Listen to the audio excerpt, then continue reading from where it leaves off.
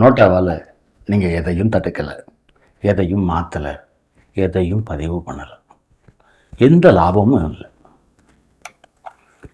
அதுக்கா இவ்வளோ பெரிய அமைப்பு, இவ்வளோ செலவு, இவ்வளோ நிர்வாகம்? இப்படி யோசிச்சு பாருங்க. நம்ம வீட்டில் ஒரு பொண்ணு கல்யாணத்துக்கு காத்துக்கிட்டு இருக்கு. தினமும் ஸ்வீட்டு, காரம், காப்பின்னு செலவாகுது. ஆனால் நம்ம பொண்ணும் ஒரு மாப்பிள்ளையும் ஓகே சொல்லலை. கோபம் வரும்ல, இதுக்கா இவ்வளவு செலவும் ஏற்பாடுன்னு. இப்போ நீங்கள் அப்படித்தான் இந்த நாட்டோட மொத்த முயற்சி ஏற்பாடுகளையும் வீணடிச்சுக்கிட்டு இருக்கீங்க.